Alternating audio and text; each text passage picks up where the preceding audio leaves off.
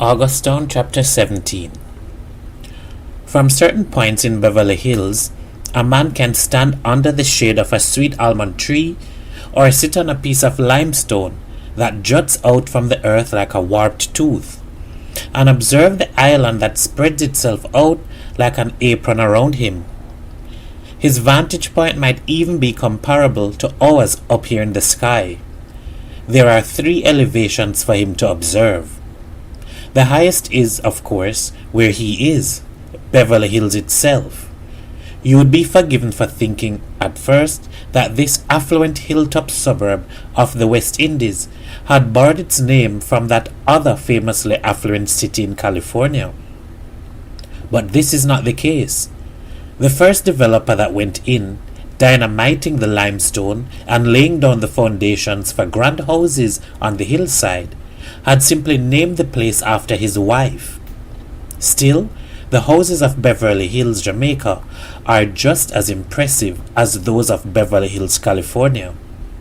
Most of them are spread over 3 or 4 floors, and they perch in such a way as to flaunt their daring architecture.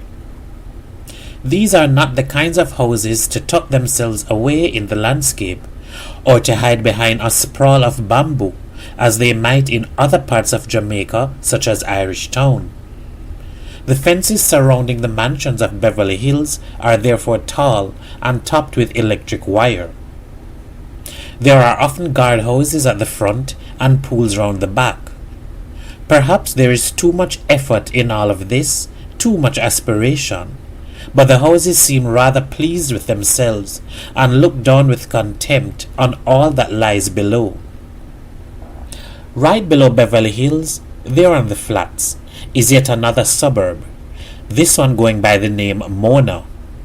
Mona was once a neat community, but today many of its bungalows have grown untidily into 2-story houses, guts of concrete blocks and cement spilling into the small yard spaces.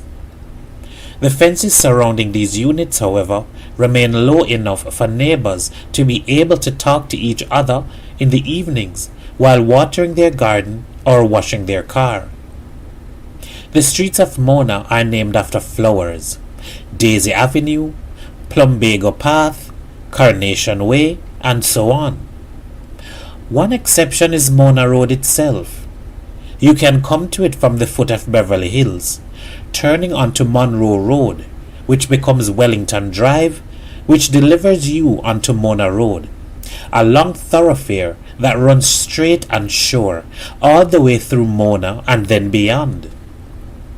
And were the man to follow the full length of this road with his eyes, past the old aqueduct that once watered the sugar plantations of the area, past the Mona Reservoir with its constant flock of egrets perched on the perimeter and looking into the dark water, these white birds that old people insist are the spirits of the dead, past the sprawling, occasionally green, occasionally brown-grassed campus of the University of the West Indies. Were he to take it until it declines in both angle and quality, until potholes adorn both sides of the road, making it a kind of obstacle course, follow it until the road ups and changes its name from Mona to John Golding, then he would now be observing the 3rd level, the lowest elevation, a dismal little valley on a dismal little island, Augusttown. And if such a man were still viewing all of this from the safe vantage point of Beverly Hills, under the shade of that sweet almond tree, and now with the necessary aid of a pair of binoculars, then the ramshackle valley might look something like a pot of cornmeal porridge, rusting tin roofs stirred into its hot, bubbling vortex. And with his binoculars, he might occasionally see a resident of Augusttown looking up to where he is standing. He might even feel a little afraid. What irony! This sudden panic of being watched, this feeling that the affluent community in which he finds himself is somehow threatened by this other person he has been observing all along, a lone woman perhaps, who, in looking up, must feel the unfair weight of all that privilege rising above her. In many ways, Mrs. G is a typical resident of Beverly Hills, which is to say, she is a fair-skinned woman, almost white, who lives in a large house with her wealthy husband. It is a wide and airy house full of paintings and sculptures. Mrs. G has a fine eye for art. On the white wall, the academic realism of Barrington Watson hangs beside the less measured but more joyful brushstrokes of Ken Spencer and religious iconography of Oswald Watson. She even has an original Carl Abrahams and 2 drawings by Edna Manley. But the house is also full of books, and perhaps this is the first thing, this voracious reading, that makes Mrs. G not typical at all. Whenever she casts her eyes down to Mona, and then towards Augustine, she is overcome with several emotions, but none of them is fear. Mrs. G loves Augustine, and in fact has a relationship with it. Every weekday morning, and sometimes on Saturdays as well, she gets behind the wheel of her blue Honda Accord and drives the 12-minute drive down the hill, through Mona, and then on towards the troubled community where she is principal of the primary school. In her office, she often spends time looking through the louvered windows at the schoolyard and the children in their uniforms. This creates an ache in her heart.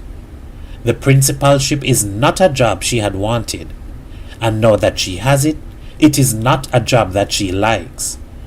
For the 15 years before she was made principal, she had been the most successful teacher at Augustine Primary. She misses it. Her small office is never tidy. It is an extension of the library at her house. The shelves are bursting with books and papers. Every journal, every study, every report on educational matters that she has been able to get her hands on is here.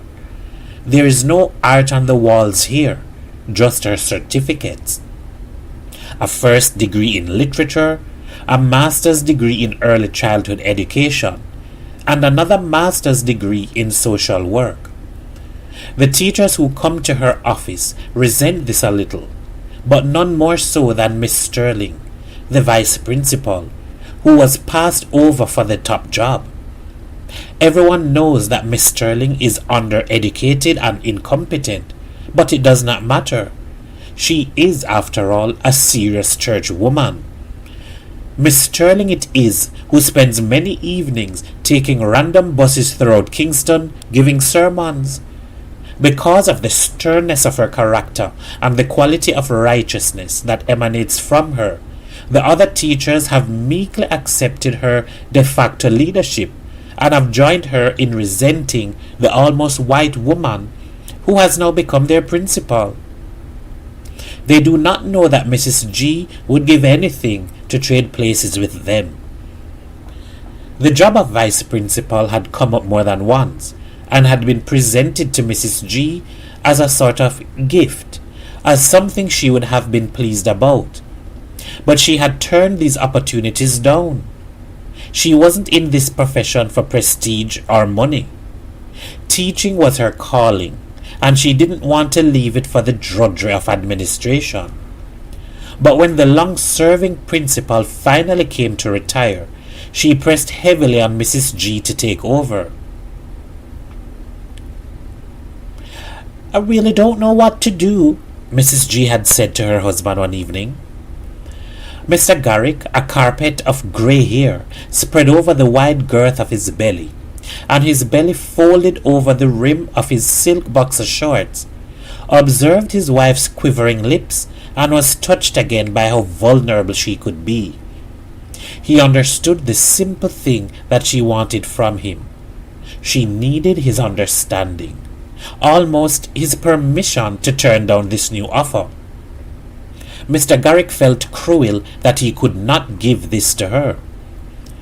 Mr. Garrick was a selfish man. He did not give to charities. He had never donated any work of art to the National Gallery. He did not sit on any national board. Though he was a white Jamaican man, and though he was now wealthy, he hadn't been born into it. And so all his life he had worked hard to acquire the wealth people naturally assumed he had always possessed because of his color.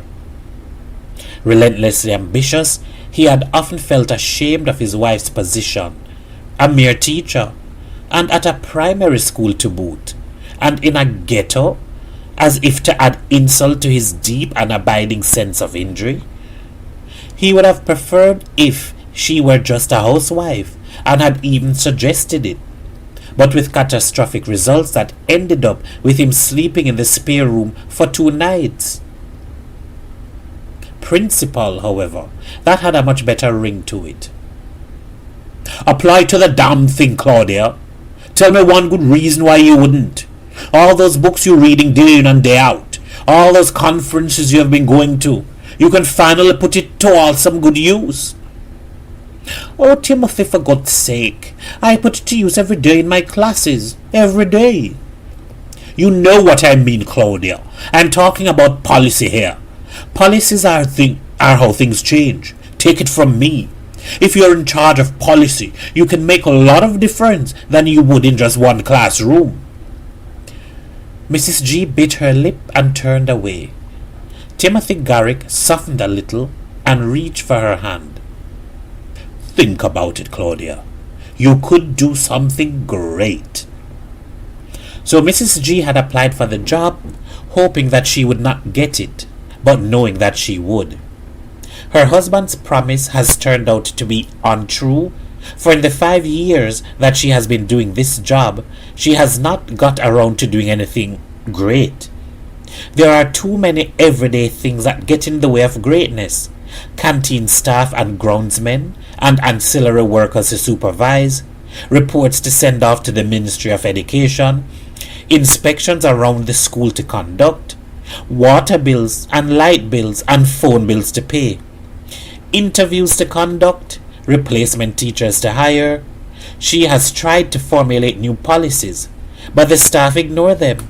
She has organized workshops on Saturdays, but the staff do not attend. Still, it is the teaching that Mrs. G misses more than anything. It is her absence from the classroom that makes her depressed. And this is why she has embarked on her strangest and most ambitious project yet. Each evening, back at her large house in Beverly Hills, she has been giving lessons to her domestic helper, Miss G. Now, do not be confused. In this house, there is Mrs. G, the boss and teacher, and Miss G, the helper and student. But all of this ended on the day of the auto collapse. Chapter 18. About 3 years earlier, Mrs. G had woken up from sleep with a gnawing lodged somewhere beneath her rib cage. The gnawing was painful. It felt like an uncomfortable mass pressing against her insides. She had kept her eyes closed, trying to fall back asleep, trying to dream, trying not to know the thing that she suddenly knew. She squirmed in the bed and frowned. Sorry, darling, I didn't mean to wake you. Timothy apologized. He had just lifted himself carefully out of the bed. Mrs. G grunted, but it wasn't him that had woken her. It was this sudden knowing. She waited for her husband to get ready, as he always did early on a Wednesday morning, packing his work clothes into a bag, then driving himself to Legany Club for a squash game before heading to work. I'll see you later in the evening, Timothy said as he left the room, turning the lights off. Mrs. G grunted again and tried once more to fall asleep, but sleep would not come. Instead, she thought about the various tasks she had to do that day. She thought about them in great detail. When that did not work, she thought about her son, who was doing so well at college. How very proud she was of the boy, finishing up his first degree and jumping straight into a PhD program. She pictured him in her mind, and tried to let the warm feelings of motherhood wash over her. But no, the knowing was still there. She knew. She knew. God damn it, she knew. She hissed and finally hauled herself out of bed. She pulled on her robe and proceeded to walk around the house, checking the cupboards and all the drawers, doing a careful inventory of things. Missing were 3 of her blouses, 4 pairs of her shoes, her favorite silver necklace, at least half a dozen of Timothy's t-shirts, 2 of his work shirts, and a small AM/FM radio that was usually kept in the kitchen. With this small loot gone, the knowing that had woken her up was confirmed. She would never again see Miss Liza, the housekeeper, who last Friday had gone home to Clarendon for the weekend, and who should have returned bright and early on Monday morning. But now it was Wednesday, and Miss Liza was nowhere to be seen. Miss Liza had worked at the house for all of 3 weeks and had even come with high recommendations. Mrs. Martin, who managed the canteen at Augusttown Primary, had said, "Mrs. G, I hear you're having no luck finding a helper. What a shame, man. Terrible shame. It hard to find honest people, Mrs. G, and know how it go. Well, ma'am, in case you're still in need, I have a cousin, you see, Liza she name, come from the country. Yes, ma'am, country she come from. So you know she not like them thief in Kingston girl who will thief all the milk from your coffee. Yes, ma'am. Liza is a nice Christian girl from Clarendon, and she have clean ways. She will wash and cook and clean if that is what you need. So I just saying, if you're still looking for somebody, I can send her your way. Poor thing. She fall on hard times recently, Mrs. G. I'm just looking for a little work. No handout, just a little work." So Miss Liza had arrived 3 weeks ago, and now Miss Liza was gone. In total, Mrs. G had seen 5 helpers come and go over the last 3 months, and the things they had stolen from around the house added up to more than she could be bothered to count. Mrs. G pulled her robe around her, sat down at her dining table, and placed her head in the cup of her hands. "Oh, Blanche, Blanche, Blanche," she moaned, incanting the name of the woman who had worked with the Garricks faithfully for 15 years. But Blanche had recently been sent for, moving all the way to America to be with an aging sister. And now Mrs. G was at a loss as to how to replace her. Mrs. G had been sitting in the same position for a while, nodding off occasionally into a shallow sleep. But then she had heard a sound from outside. "Hello? Hello? Had Miss Liza really returned?" The call was followed by a pinging at the gate. Mrs. G walked over to the kitchen door and peered out, but it wasn't Miss Liza at the gate, only a young woman she had never laid eyes on before. "Hello?" Mrs. G sighed. She was in no mood for this kind of thing. It was a regular occurrence, this. All manner of people would walk up through Beverly Hills every morning and knock on each gate in turn to ask for money or food or work. There was one set who claimed their house had miraculously been burnt out every week and were always looking for whatever you could spare. Mrs. G didn't mind the concocted stories. She usually had a soft spot for such people, and as long as Timothy was out of the way, she would give them whatever she could. However, it was an angry and distracted Mrs. G who finally opened the front door that Wednesday morning.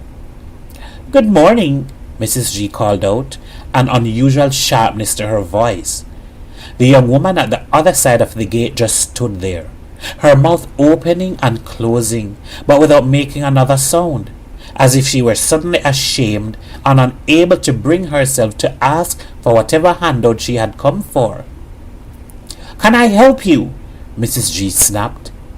The young woman was silent, and then shook her head. She mouthed the words, "Sorry, miss," and began to turn away from the gate. Mrs. G was about to close her front door, But then something in her melted. She was suddenly disappointed in herself. On this particular morning, when she had every reason to suspend her faith in the world and in people and in honesty, she decided to reaffirm that faith. She opened the door again. "My dear," she called out to the young woman who was now walking away, "by any chance are you looking for work?" The young woman turned back. She seemed genuinely surprised and almost on the verge of laughter. She spoke for the first time.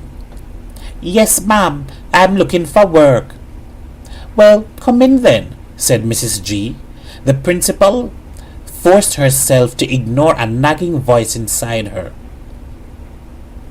"So, you're really going to let yet another little thief inside your home? You haven't learnt your lesson yet? And what will Timothy say? This one doesn't even come with a recommendation. You don't know her from Adam. Ha! She might just go off with everything." Mrs. G went to open the gate. "Come in, my dear. It just so happens that I'm looking for someone to help with housework. Is that the kind of thing that you can do?" "Yes, ma'am," the young woman nodded. "All right then, follow me." Mrs. G led the stranger into her home and then from room to room. The master bedroom, the two guest bedrooms, and another bedroom, which she explained would not really require much cleaning. "This is my son's room, but he's been away for a while now." She smiled. "He's about to start his PhD at Harvard University. My goodness, they grow up so fast. Do you have children?" The young woman did not answer. She had fallen back into her strange silence. "Well, anyway, if you take the job, which would start next Monday, then every couple of weeks or so you can just open the windows to air it out a little." Mrs. G then showed the stranger the washing machine and explained how to operate it. She showed her the utility room where the ironing board and the cleaning products were kept, realizing then that all of her detergent and bottles of bleach and starch had been stolen as well. She sighed, making a mental note to replace them. "So that is what the work would entail. Do you have any questions for me?" "What happened to Blanche?" Mrs. G's eyes widened. She was genuinely surprised. "You knew Blanche?" "Not very well, ma'am, but I know she used to work here." "Blanche has migrated, gone to take care of her sister in the States." The young woman nodded. They were now in the living room, and Mrs. G observed her guest as she walked the length of a display cabinet, running her index finger across its smooth guango surface before picking up a green and turquoise vase. Mrs. G flinched. It was an expensive vase. "It's a Cecil Cooper," she offered, and then felt silly for thinking the young woman would know or care. But the stranger only smiled. "No," she said almost absently. "This is Norma Herrick." She put down the vase and took up the one that was right beside it. "This one is a Cecil Cooper." Mrs. G almost choked. For the first time she looked on the young woman properly and with a sort of wonder. The soon-to-be helper's focus had already moved on. Her eyes were darting around the room as if to take in the whole house. She spotted a bookshelf in the corner and walked over to it.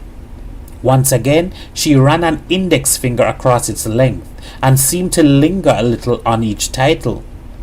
Mrs. G cleared her throat. "I don't even know your name, by the way." "Sorry, Miss G, ma'am. You can call me Miss G." Mrs. G chuckled. "That will be confusing. People will call me Mrs. G. It's Mrs. Claudia Garrick, really."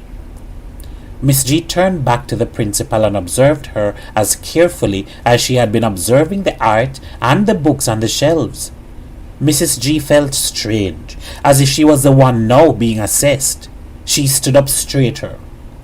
"What's so confusing about that, ma'am? You are Mrs. and I am Miss. I think people will be able to tell the difference." Miss G paused. "You're a teacher, yes?" It was hardly a question, and Mrs. G understood that she was definitely the one being interviewed now. Where had the timidity she had witnessed at the gate gone, she wondered. She certainly had not got the full measure of this young woman, and it made her both uncomfortable and curious. She nodded her head. "Yes, dear, I'm a teacher. Well, I used to be." "That good enough," Miss G said, as if satisfied. "I will help you clean the house then, but I will want you to help me with something if you can." "And what is that?" Miss G turned once again to the bookcase. "Some subjects, ma'am. I don't have any, and I would like to study for them. You can help me with that?" "You mean like O-level subjects?" "Yes, ma'am." Mrs. G felt something warm spreading inside her, a sense of possibility and opportunity, not just for the young woman who stood in front of her, but also for herself. She could actually teach again. She could do something that really mattered. She believed she now understood something of the effect Miss G had on her. The slightly fragile pride with which the young woman carried herself, and Mrs. G decided that she admired her attitude. She was not a religious woman, Mrs. G, a lapsed Anglican, but the thought came to her those 3 years ago that maybe the other 5 helpers had not worked out because they had not been destined to work out. Maybe all this time she had been waiting for this particular young woman, Miss G, to arrive at her door. Mrs. G answered, "Yes, my dear, I think I can definitely help you with some subjects." End of chapter 18.